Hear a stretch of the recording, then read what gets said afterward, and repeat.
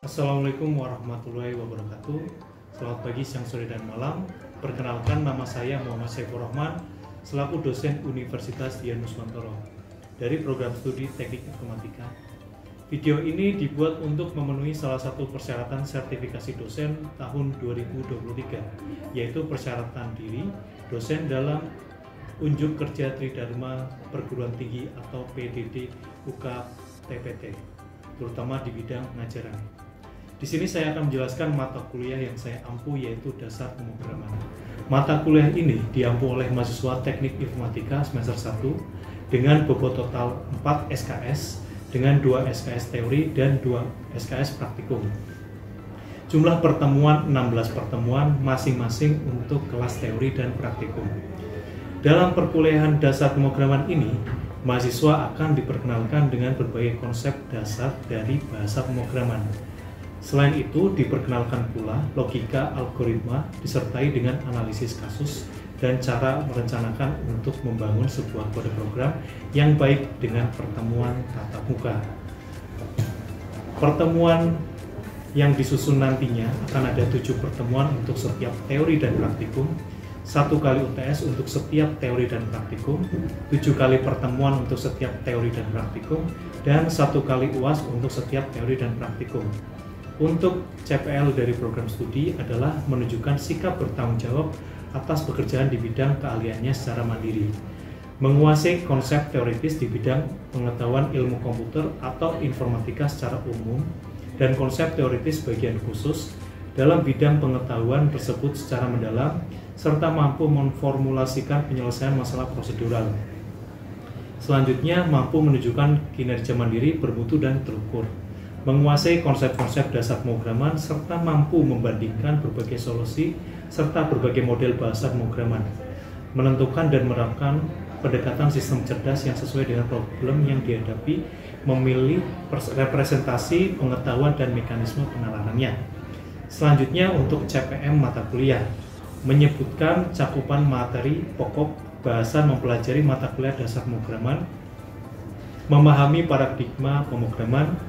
Selanjutnya, memahami konsep tentang penulisan teks algoritma dan penentuan tipe, menerjemahkan permasalahan yang ada menjadi sebuah teks algoritma, memahami dan mampu mengerjakan materi konsep operator, ekspresi, dan assignment, memahami konsep tentang penulisan operator, ekspresi, pemberian harga, dan assignment, memahami persoalan-persoalan yang diberikan, menganalisis, dan mampu memberikan problem solving atau pemecahan masalah, memahami konsep tentang proses sequence, menerjemahkan permasalahan yang ada menjadi sebuah teks algoritma dan kode pemrograman, memahami persoalan-persoalan yang diberikan, menganalisis, dan mampu memberikan problem solving atau pemecahan masalah, menerjemahkan permasalahan yang ada menjadi sebuah teks algoritma, menerjemahkan teks algoritma menjadi kode program.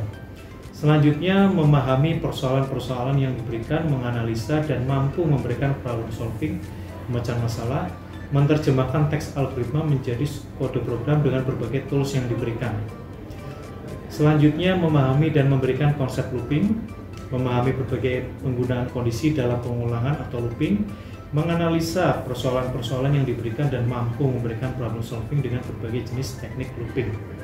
Selanjutnya, memahami dan menjelaskan konsep perulangan bersarang, memahami berbagai penggunaan kondisi dalam pengulangan bersarang atau nested looping, menganalisa persoalan-persoalan yang diberikan dan mampu memberikan problem solving dengan berbagai jenis teknik nested looping, memahami dan menjelaskan konsep array satu dimensi, memahami berbagai penggunaan array satu dimensi, menganalisa persoalan-persoalan yang diberikan dan mampu memberikan problem solving dengan berbagai jenis array satu dimensi, memahami dan menjelaskan konsep array dua dimensi, memahami berbagai penggunaan array dua dimensi, menganalisa persoalan-persoalan yang diberikan dan mampu memberikan problem solving dengan berbagai jenis array dua dimensi. Dan yang terakhir adalah memahami dan menjelaskan kombinasi kondisi looping dan array, memahami berbagai penggabungan kondisi looping dan array. Selanjutnya, materi pembelajaran yang diturunkan dari CPM adalah yang pertama, pengenalan bahasa C, notasi algoritmik, definisi tipe data, variabel dan input output, operator ekspresi dan assignment. Lalu selanjutnya sekuensial atau logika coding. selanjutnya kondisi percabangan bersarang, dan selanjutnya perulangan, dan selanjutnya lagi perulangan bersarang, dan yang selanjutnya array 1 dimensi, yang terakhir array 2 dimensi. Dan yang paling terakhir penggabungan dari seluruh pertemuan-pertemuan berikut adalah kombinasi kondisi looping dan array. Selanjutnya referensi yang kami gunakan adalah yang pertama dari Lim Ingriani, Diktat Kuliah IF 223, Algoritma dan Pemrograman, jurusan Teknik Informatika ITB tahun 2003.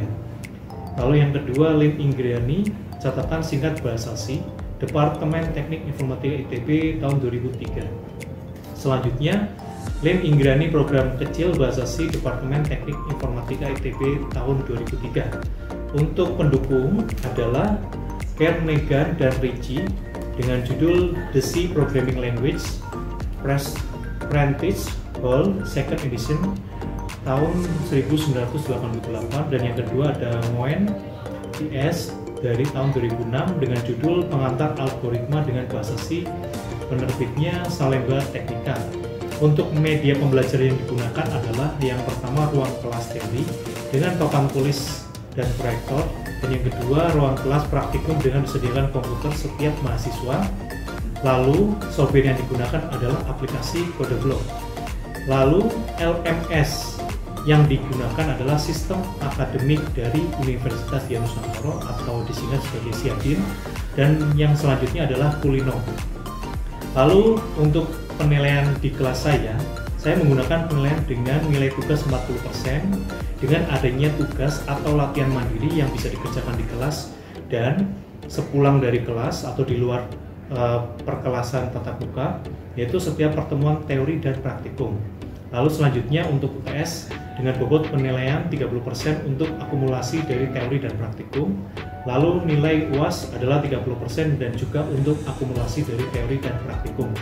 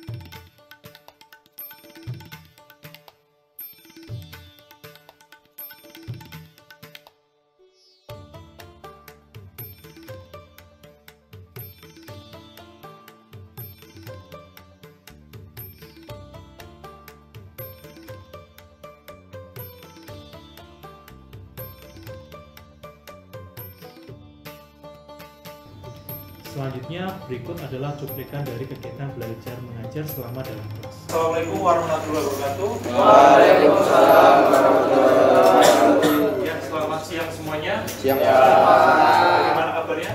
Alhamdulillah. Nah, hari ini kita akan melanjutkan di kelas teori ya tentang input, output, operasi dan ekspresi. Ya, ini sebenarnya sudah pernah diterapkan di pertemuan sebelumnya, tapi hari ini kita akan membahas sedikit ya mengenai input, output, operasi dan ekspresi.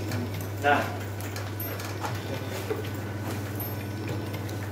capaian pembelajaran ya, ini adalah target yang harus dicapai untuk seluruh mahasiswa yang ada di kelas ini, yaitu setelah mengikuti kuliah ini mahasiswa dapat menjelaskan dan mempraktekkan input, output, operasi, dan ekspresi pada pemrograman prosedural dengan diterapkannya pada aksi sekuensial pada permasalahan komputasional sederhana ya. Jadi dari mata kuliah ini ya, dari pertemuan ini nanti kalian bisa mengembangkan program yang akan kalian buat gitu ya, sehingga bisa menjadi program yang sustainable dalam tanda kutip ini, program-program AI atau artificial intelligence. Sebetulnya kayak artificial intelligence ya, atau mungkin data science itu dimulai dari bagaimana kalian menginputkan perhitungan ke dalam program atau aplikasi kalian gitu ya.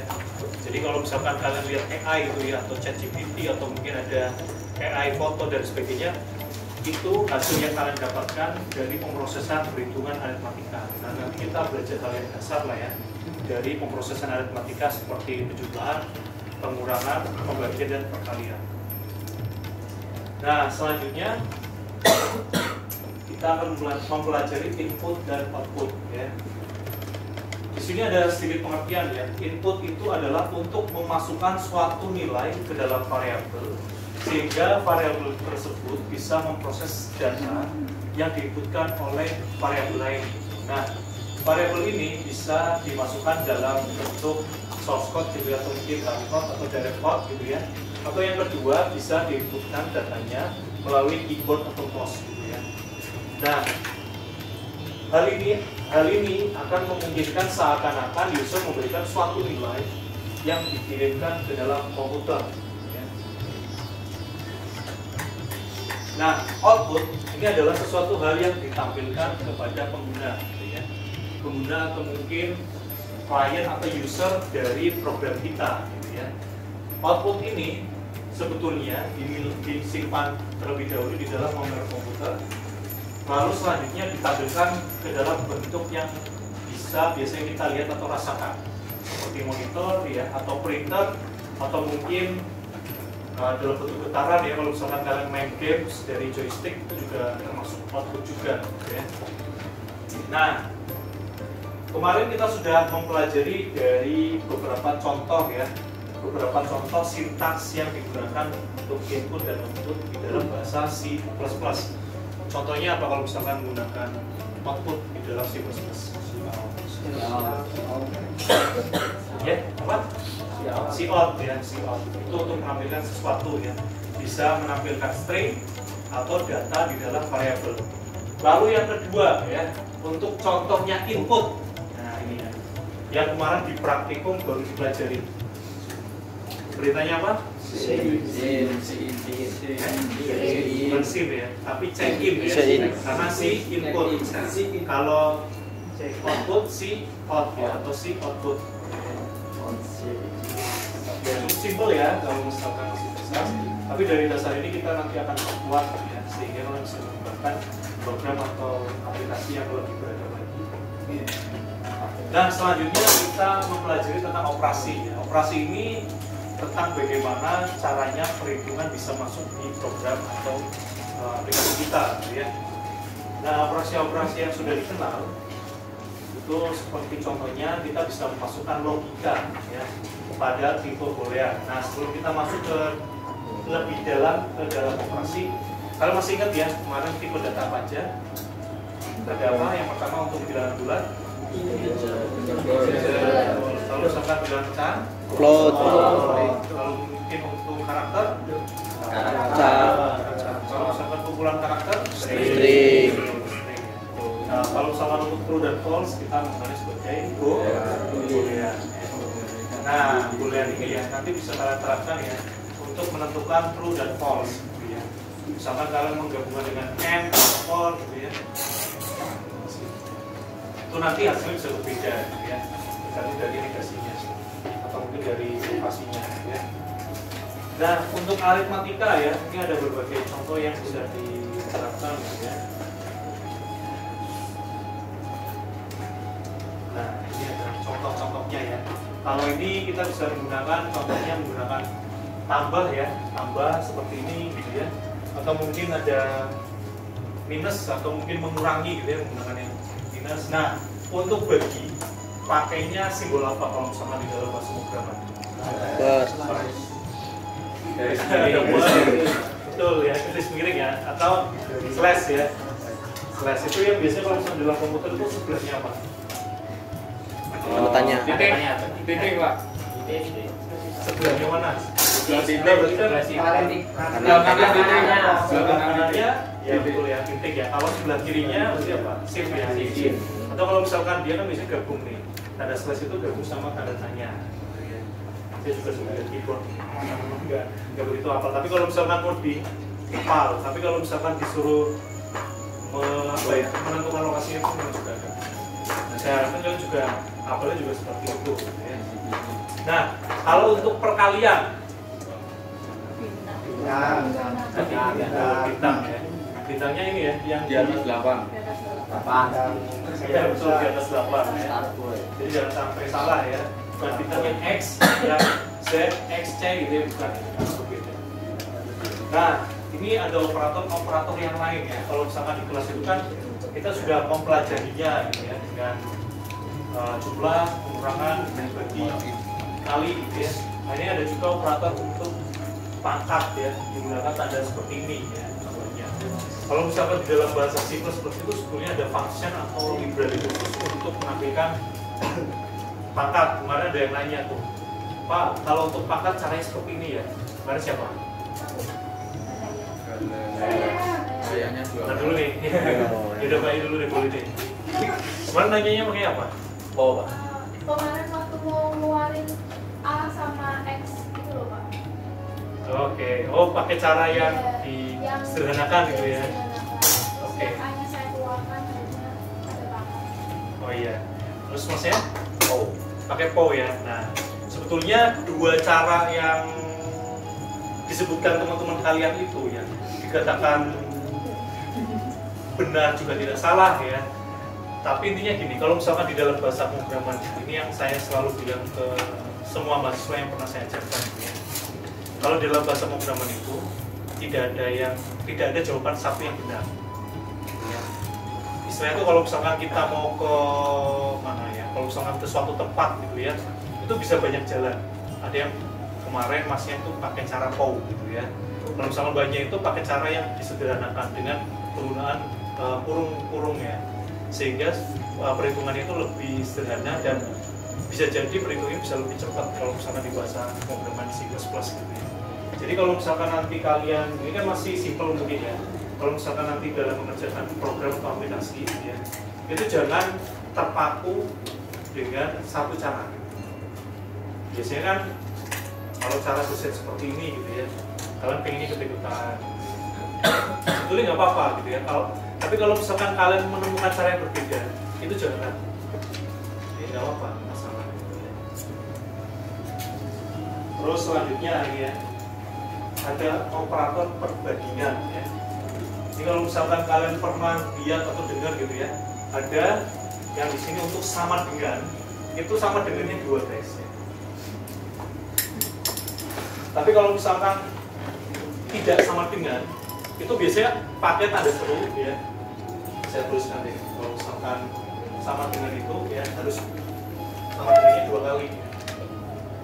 Tapi kalau misalkan tidak sama dengan, itu pakainya tanda seru sama dengan. Ini kalau misalkan di translate-kan ya, itu menjadi sama dengan biasa. Kalau ini sama dengan negasi.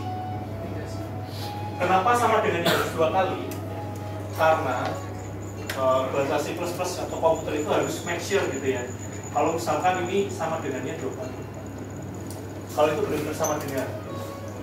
Kalau misalkan tidak sama dengan, dia pakainya tanda seru.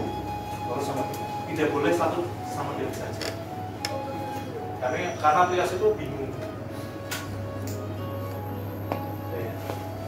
Nah terus ada lebih dari ya, kurang dari gitu ya. Nah ini kalau misalkan di dalam PowerPoint ya. Hari ini kita akan melanjutkan materi pada minggu kemarin ya. Kalau kemarin itu kan kita sudah belajar output ya, bagaimana caranya untuk menampilkan nama gitu ya. Sini sebelum saya mulai saya menjelaskan apa itu capaian pembelajaran gitu ya. Setelah mengikuti mata kuliah ini gitu, mahasiswa dapat menjelaskan dan mempraktekkan tipe data, variabel, konstanta, nilai, dan assignment. Nah, tipe data ya, yang pertama tipe merupakan pola struktur informasi gitu ya.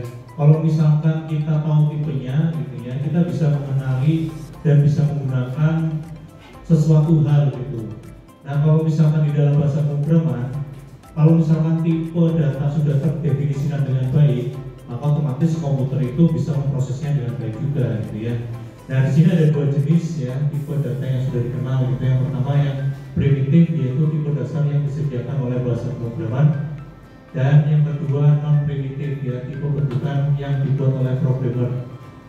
Nah, ini ada beberapa tipe-tipe data yang primitif ya. Yang pertama ada integer gitu. Terus yang kedua ada float, ada double, ada chart, dan boolean. Ya, ini kita sedikit review ya apa yang sudah dijelaskan di kelas teori. Nah, kalau misalkan integer itu untuk bilangan apa kemarin? Ya betul ya, bilangan bulat. Kalau float pecahan. Kalau double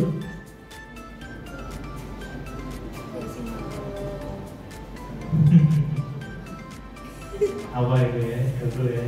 Nah, itu ya. Nah, ini istilah itu kayak penggunaan tipe data gitu ya untuk membuat variabel. Nah, untuk membuat variabel itu ada dua stepnya. Yang pertama, kita harus tahu apa tipe datanya ya. Misalkan nih, variabel itu ingin menampung nilai apa, misalkan nilai sebuah bilangan, maka ada kemungkinannya dua, yaitu menampung nilai integer, terus yang kedua nilai float itu.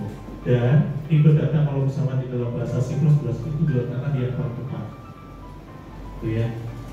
Nah, setelah itu kalian spasi baru nama variabelnya gitu ya. Yang pertama mendeklarasikan tipe data, yang kedua memberi nama variabel itu gitu ya. Nah, variabel itu ya seperti kemarin apa contohnya, seperti apa? Bukan air ya, apa? Ya betul ya, seperti gelas gitu ya. Data itu seperti air. Nah, data itu dimasukkan ke dalam gelas. Air itu dimasukkan ke dalam gelas. Nah, air ini ibaratnya data. Kalau misalkan gelas itu ibaratnya adalah variabel. Nah, variabel ini ya, atau gelas ini kalau misalnya kita ingin pakai ya, otomatis dia harus memasukkan air ke dalam gelas tersebut. Data sebelum kita gunakan atau sebelum kita olah gitu ya, maka variabel itu harus data itu harus masuk ke dalam variabel gitu ya. Nah, mungkin sampai sini ada pertanyaan ya tentang tipe data dan variabel ya. Kalau ini udah langsung aja. Misal di dalam satu codingan ini ada integer dan float yang tergabung dalam satu codingan, apakah itu berkoordinasi? Ya, ini pertanyaan yang bagus ya. Kemarin sebelumnya di kelas teori juga sudah ditanyakan ya. Jadi kalau misalkan ada integer dan float itu digabungkan dalam satu program, itu ada betulnya, ada salahnya ya. Nah, jadi gimana ya? Artinya kita harus menyesuaikan dulu gitu ya. Jadi kalau misalkan ada integer umur gitu ya, terus ada float di badan, ya itu nggak akan error gitu ya. Nah, tapi kalau misalkan ya nanti kita coba ya, kita praktekkan gitu. Kalau misalkan nih ada perhitungan gitu ya, luas kemarin ada luas segitiga ya. Nah, segitiga luas segitiga itu kan menghitung sampai biasanya muncul bilangan pecahan gitu. Nah, maka kalau misalkan kalian mau mencoba gitu ya, itu nanti alas sama tingginya itu kalian harus jadikan float gitu. Terus hasilnya kan ada variabel penampung ya.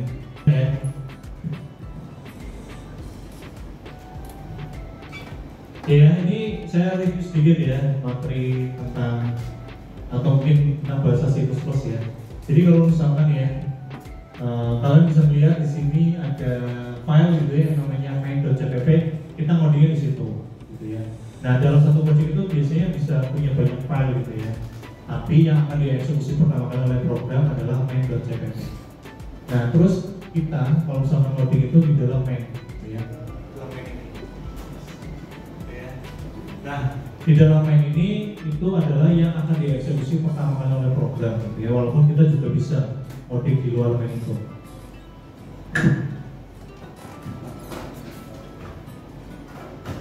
Nah, sekarang kita akan mempraktekkan tadi ya bagaimana caranya kita membuat tipe data ya. Nah, pertama kita akan mencoba gitu ya menghitung luas persegi panjang ya. Apa yang dibutuhkan untuk menghitung luas persegi panjang? Betul ya, panjang gitu ya, dan lebar gitu ya. Nah, menurut kalian apakah ya pembuatan variabel seperti ini betul? Harus apa? Tadi ngomong iya ya. Betul atau salah nih? Dikatakan salah juga tidak betul ini ya. Kurang apa kira-kira? Tipe data ya.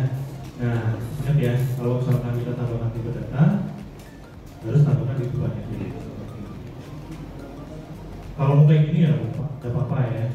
Kalau seperti ini juga tidak apa-apa.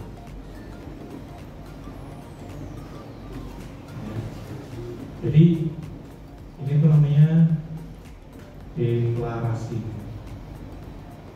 variabel.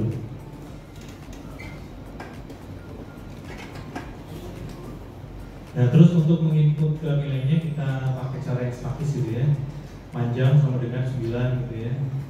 Lebar sama dengan misalkan 8 ya.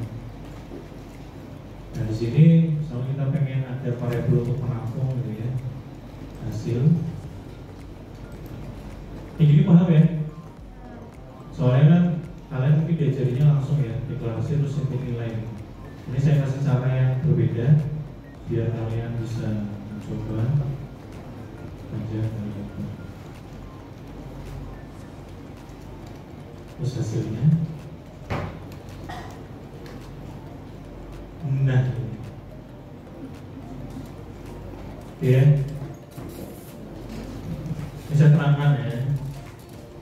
Jadi ya, pertama gitu ya, variabel itu harus kita deklarasikan ya. Dengan satu deklarasi tipe data, dia bisa untuk variabel panjang, ya, lebar dan hasil itu. Bisa sih integer panjang gitu ya, in lebar, in hasil gitu itu bisa. Tapi kalau misalkan tipe datanya sama ya, tipe datanya sama dan kita butuh banyak variabel, kita bisa langsung naik ini dengan satu baris saja gitu ya.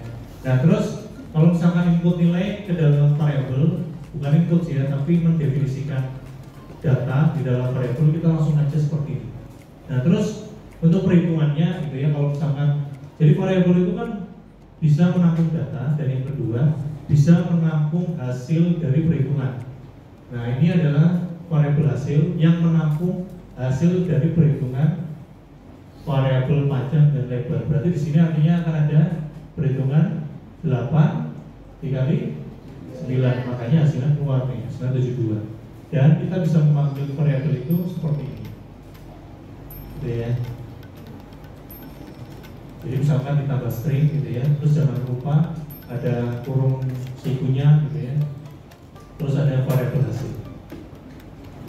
Dan nanti hasil ya, variabel hasil ini mengeluarkan result gitu ya, dari bisa langsung dipraktekkan aja, dipraktekkan, coba gitu ya, bisa ditulis ulang atau kita ketik ulang nggak apa-apa gitu ya. Nanti saya akan berikan contoh-contoh untuk perhitungan yang lainnya. Baik, terima kasih. Demikian mengenai video Tridharma Perguruan Tinggi di bidang pengajaran. Kurang lebihnya saya ucapkan terima kasih banyak. Mohon maaf kalau misalkan ada tutur kata yang salah. Wassalamualaikum warahmatullahi wabarakatuh.